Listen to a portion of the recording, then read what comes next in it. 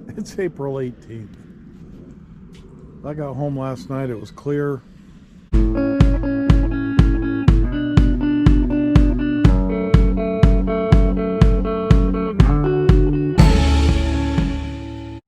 everyone, welcome back. Hey, well, we took off this week, went down to Tucson, and now we're heading back to get another load of the rebar coils out of Kingman.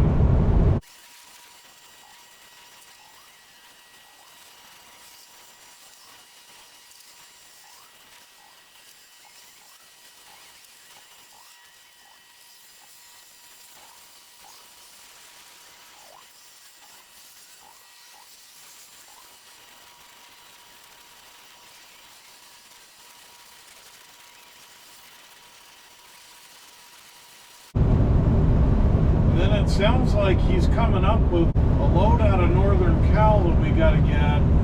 We're bringing back parts of a sawmill.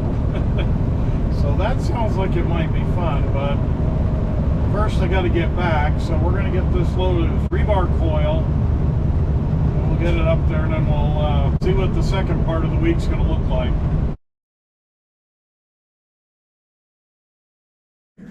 It's April 18th. I got home last night, it was clear, and just for reference,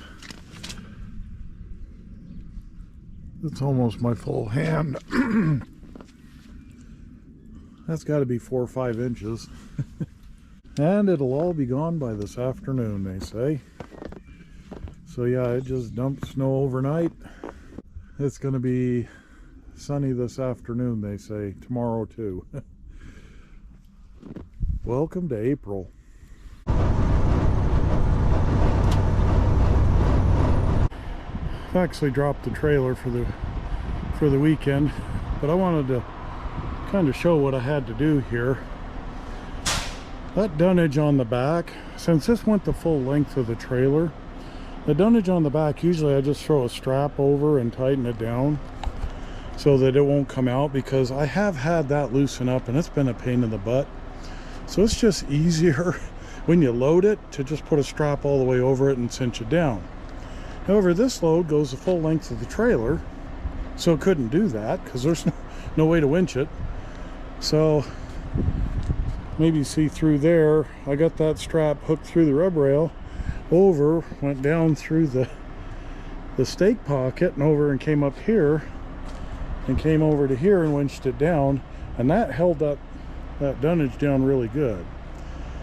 One of the other concerns I had was usually we have that last strap pulling back, and there really wasn't any way to do it because, again, there's the last winch, so I just pulled that straight down. But we did all the wrap straps in between each of the coils all the way up. And the back half's pulling forward, the front half's pulling back, and then I had to do the same thing with the dunnage up here, but I was able to pretty much get it to cover the board. On the other side I had it in front and it's pulling down, kind of wrapped around it, and this is kind of the same.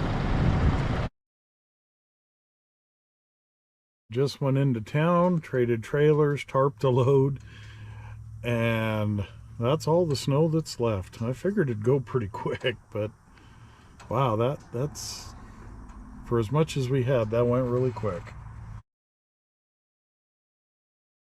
We're gonna run down to North Salt Lake and get loaded. I'm gonna get some columns going out to Sparks, Nevada. They're supposed to be long, so that could add some interest to it. So we'll get down there, get loaded, and get on this trip.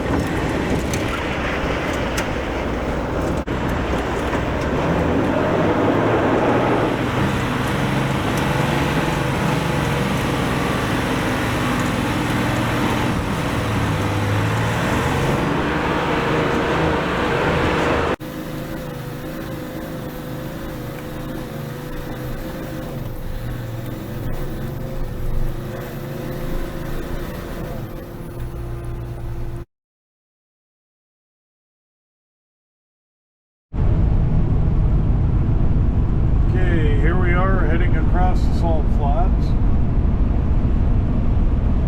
Kind of a cloudy day, but we're making great time.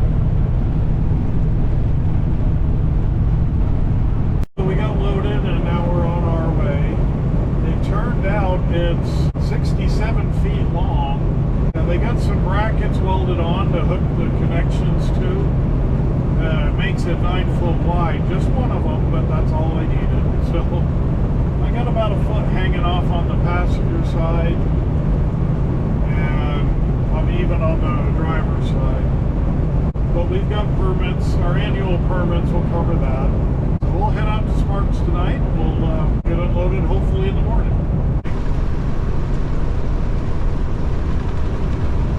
A little breezy out, not too horrible, but it's pushing me a little bit. Yeah, now we're in Nevada.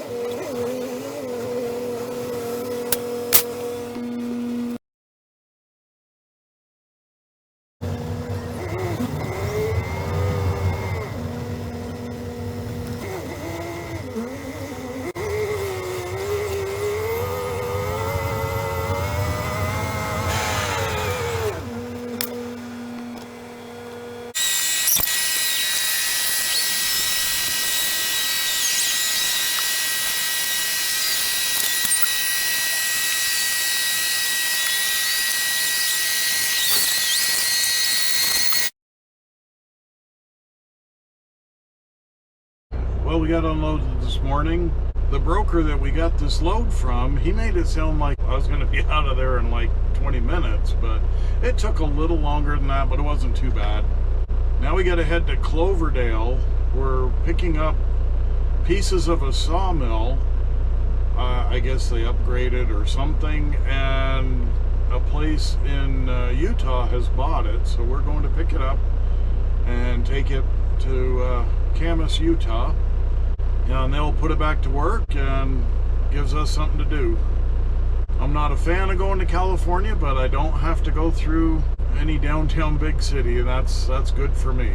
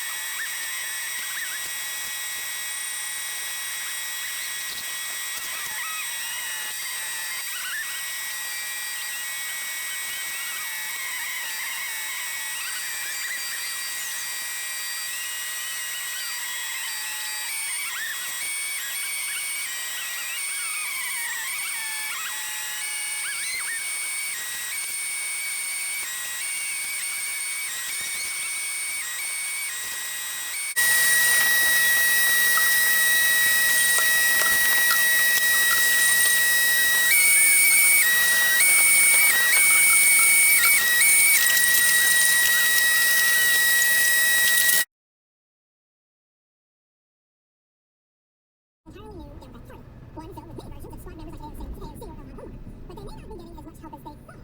DNC Vice Chair David Hall really kicked off his party last week when he said he'd use $20 million to primary all the old...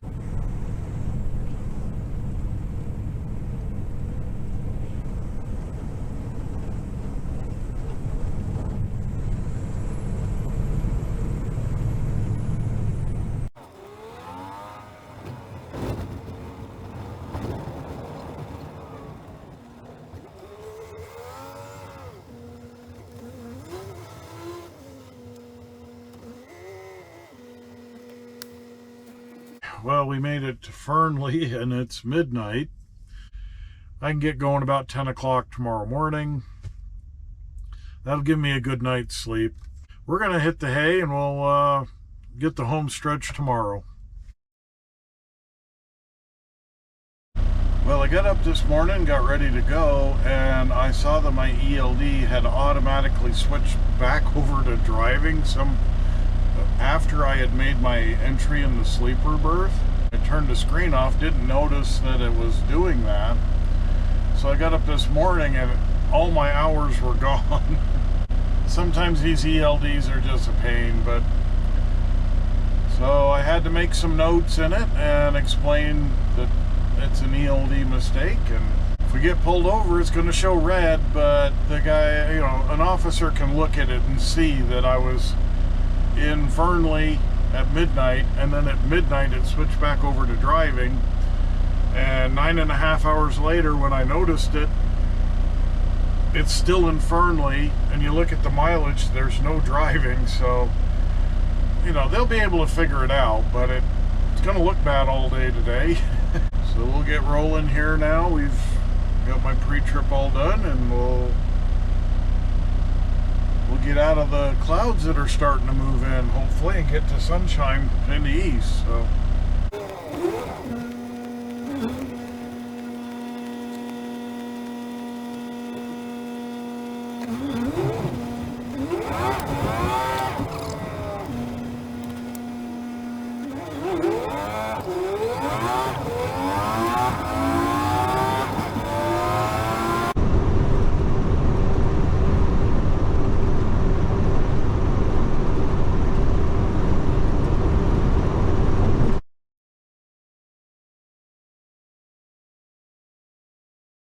got it all unloaded and swapped out, and I got my casting load going to Tucson for next week. But yeah, that was a little bit interesting. Apparently I did get into a little bit of the redwoods getting up to Cloverdale, but not the big ones, so I didn't even notice. Missed out the one time I go up that way, and I missed out. So it was a good trip, other than my ELD messing up my logbook, but you know, they do that. It's just what you got to deal with. So that'll wrap this one up. Thanks for watching. We'll catch you on the next one.